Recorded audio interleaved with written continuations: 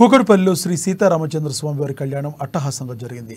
మాజీ మంత్రి కేటీఆర్, ఎమ్మెల్యే మాధవరం కృష్ణారావు, ఎమ్మెల్సీలు నవీన్ కుమార్, సెంబిపూర్ రాజు శ్రీరామనవమి వేడుకల్లో పాల్గొన్నారు.